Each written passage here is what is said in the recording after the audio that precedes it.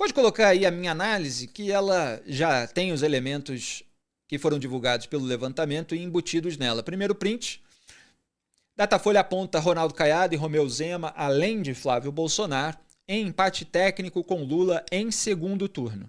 A projeção é importante, pois caso ambos, Caiado e Zema, se tornem competitivos, podem buscar atrair o voto útil antipetista esperado por Flávio no primeiro turno, rebatendo a ideia de que só ele é páreo para Lula, ainda que neste momento Flávio seja o único com um ponto de vantagem, 46% a 45%. Repito, na projeção de segundo turno nesse momento.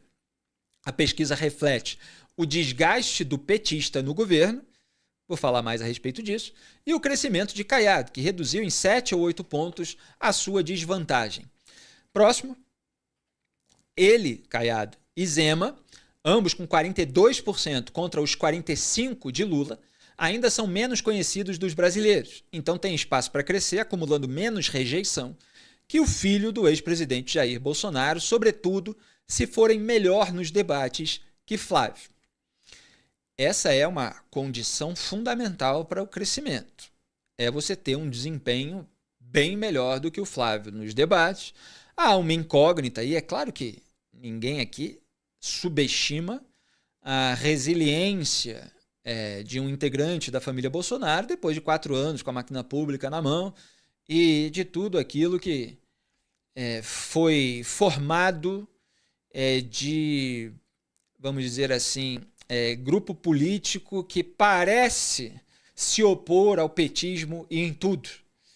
E isso que eu considero falso, porque tem muitos pontos em comum, muitos votos em comum, muitas decisões tomadas com interesses comuns, mas ninguém subestima a capacidade do Flávio de, bem treinado, com media training, nos debates, com toda a máquina do PL na mão, um partido grande que formou a maior bancada de deputados, com uma capilaridade nacional, com vários apoios, etc., ele consiga resistir. Mas existe um ponto aí de incógnita. Ele vai ter um bom desempenho nos debates, ele vai ter articulação, ele vai ter traquejo para lidar com isso, nos detalhes mais técnicos, inclusive. Ele que já desmaiou num debate, ele vai resistir quando vier à tona todo o conjunto de informações sobre os esqueletos no armário dele, sobre o seu rabo preso, etc. Então, assim, há um caminho para uma alternativa, mas é claro que o conjunto de fatores tem que ser total. E eu já vou analisar isso. Hoje, 48% rejeitam Lula, 46% o Flávio. Olha como a rejeição dos dois que lideram ela é muito alta.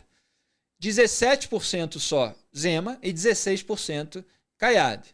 Isso a gente está falando em rejeição. A rejeição do Zema e do Caiado é muito menor do que a do Flávio e do que a do Lula. Na verdade, a rejeição do Flávio e do Lula estão em empate técnico. O Flávio está numericamente um pouquinho abaixo, o que é condizente porque está numericamente um pouquinho acima no caso da projeção de segundo turno. Então é um ponto acima na projeção de segundo turno, 2 pontos abaixo na rejeição, por isso está na frente. O caminho que depende, repito, de uma confluência de vários fatores é difícil, claro, até porque no primeiro turno Lula tem 39% e Flávio 35%, enquanto Caiado soma apenas 5%, Zema 4% e Renan Santos, do MBL que virou partido Missão, 2%. Mas existe uma possibilidade remota para um candidato alternativo que realmente queira surpreender e vencer, e não apenas ser o Padre Kelmon de 2026. Então, o que ficou claro que eu quis colocar nessa análise, que logo depois, no fim de semana, virou título aí de artigos de colunistas na imprensa, é a força do antipetismo, é o desgaste do Lula no governo. O que aconteceu para o Lula ter tanto desgaste no governo? Aquilo que eu sempre analisei no meu trabalho. O Lula voltou, agora voltou sem boom das commodities, para mascarar o desempenho verdadeiro, a consequência das ideias petistas. Lá, nos primeiros mandatos do Lula, você tinha as commodities com alto preço no mercado internacional. Quando veio a queda, sem que os governos do PT tenham aproveitado a bonança para fazer as reformas estruturais necessárias para o Brasil, com responsabilidade fiscal, Aí veio a crise econômica, uma das maiores da nossa história, que estourou no colo da Dilma, mas que foi plantada pela filosofia de gastos do Lula. Agora ele voltou ao poder, voltou com ideias, se não iguais, muito parecidas. E aí o que acontece? Você tem um gasto desenfreado, essa irresponsabilidade fiscal, um aumento dos juros que ficam num patamar muito elevado. Isso encarece crédito, isso gera problemas, principalmente a inflação gera a alta dos juros, mas gera problemas econômicos muito grandes que as pessoas começam a sentir. Não tem a picanha caindo do céu. Então você não tem essa máscara que o governo Lula, que o governo Dilma explorou nos governos passados, e as pessoas estão sentindo a diferença. Fora isso, você tem a volta também previsível, prevista no meu trabalho, da corrupção. No caso do roubo dos aposentados, você tem uma parcela aí do escândalo Master que também atinge a esquerda lulista, mas é um escândalo democrático, atinge Centrão, atinge bolsonarismo, atinge um monte de gente, além do judiciário. E você tem a criminalidade muito alta. Hoje, inclusive, tem matérias sobre o crescimento das facções criminosas armadas. Você tem o Lula mais velho, precisando fazer postagens sobre malhação e corridinha para mostrar que tem gás para um novo mandato. Ele confundindo os nomes da sua falecida esposa Marisa Letícia com a atual primeira-dama Janja. Uma série de elementos que são um prato cheio para a oposição explorar. E esse antipetismo, ele já existia na sociedade. Já existiam demandas reprimidas que eu apontava muito antes da ascensão política de Bolsonaro. Só procurar os vídeos antigos, os artigos antigos, as pesquisas antigas do Ibope, do Datafolha, sobre questões de costumes que são muito exploradas pelo campo antipetista em eleições. Então você já tem, historicamente, um antipetismo, pelo menos latente, na sociedade. Alguns elementos fazem com que esse antipetismo cresça. E esse momento é um momento em que o antipetismo cresce. E aí você tem o Flávio Bolsonaro, que é mais conhecido nacionalmente do que os outros candidatos, mas agora a gente vai ver a reação do Ronaldo Caiado a essa pesquisa que o colocou em empate técnico com o Lula no segundo turno. Pode soltar. Eu acabei de receber a notícia, nesse minuto, aí em cima aqui do palanque, aqui em Luciane, no grande evento que nós estamos fazendo, na região do entorno. Caiado já empata tecnicamente com Lula no segundo turno. Na próxima nós vamos bater, minha gente. Se Deus quiser, nós vamos governar o Brasil, nós vamos devolver o Brasil para os brasileiros de bem. Arrocha, Brasil! Tá aí o ex-governador de Goiás, Ronaldo Caiado, animado aí com esse dado. É claro que ainda está muito atrás no primeiro turno, mas ele diz que qualquer um ganha do PT no segundo turno.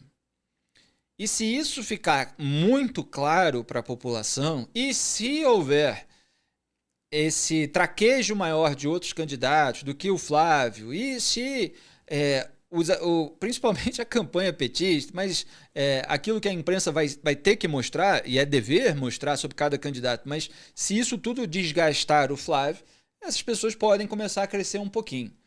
Claro que a tendência básica é se manter essa polarização de fachada no Brasil, e aí é a minha análise, porque tem muita coisa em comum. Inclusive você vê aí Lula e Flávio tentando evitar falar do escândalo Master. O Lula apenas tem se preocupado em se descolar do STF, porque o STF está num momento de desgaste e ele ficou muito colado ao Supremo Tribunal Federal. Eu queria chamar a atenção até para um trecho do artigo da minha querida Thaís Oyama, que no finalzinho falou ali que um passarinho muito bem informado contou para o Lula que ainda vem mais elementos comprometedores aí para o Alexandre de Moraes nesse escândalo Master.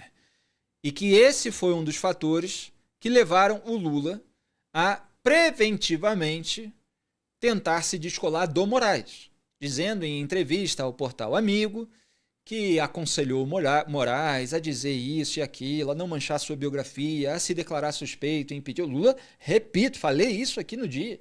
Está mais preocupado com ele próprio. Ele atira quem for aos leões na hora que ele precisar. E ele fez exatamente isso, como eu tinha mostrado aqui no Análise dos Fatos, com o Dias Toffoli. Quem acompanha lembra que saiu inclusive a notícia de que o Lula tinha sido informado de que viriam novos elementos comprometedores contra o Toffoli, e ele passou a fazer um discurso público, ou plantar notinhas na imprensa, dizendo para o Toffoli sair, dando a sugestão, inclusive, de que tirasse uma licença médica. Agora vejam como é que funciona a República do Escambo.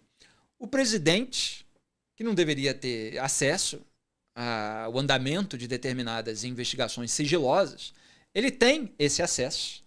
Curiosamente, depois de viajar o mundo aí com o diretor-geral da Polícia Federal, aquele que também soprou no ouvido do Gilmar Mendes, relação de deputados estaduais da Alerj no Rio de Janeiro com bicheiros, etc. Bom, o Lula fica sabendo que vem mais chumbo grosso contra o Moraes. E aí, com uma informação privilegiada, de acordo com o que está sendo colocado pela imprensa, ele adota um discurso preventivo para se beneficiar eleitoralmente, para se descolar antes de ser associado a alguém que vai estar desgastado.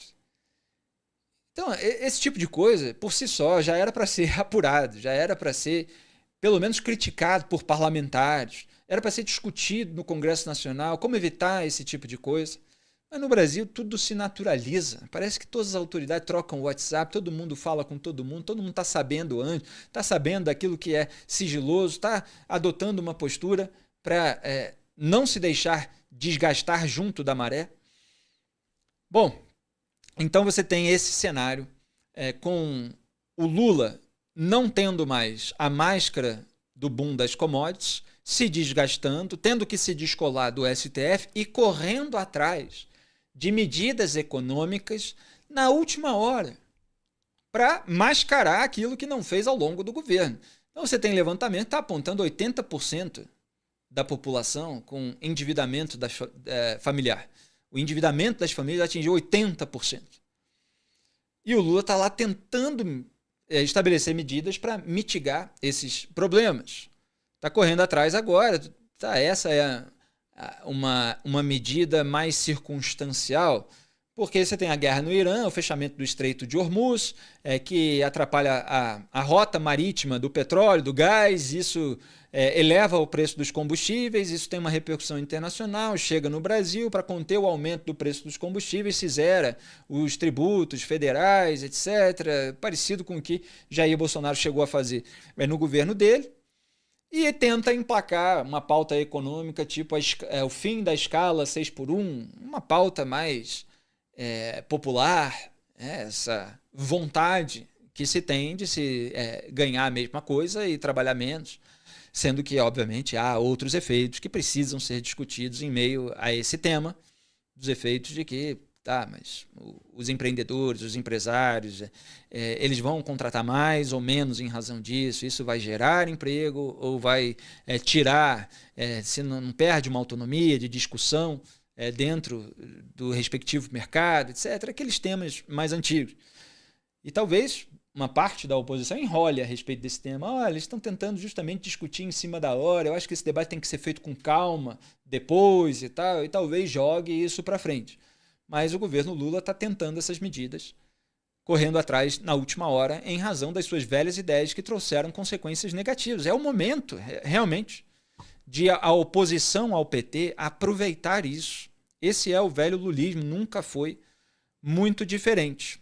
O vídeo que você acabou de assistir é um corte do programa Análise dos Fatos, transmitido ao vivo às segundas e sextas às 12 horas e terças, quartas e quintas às 18.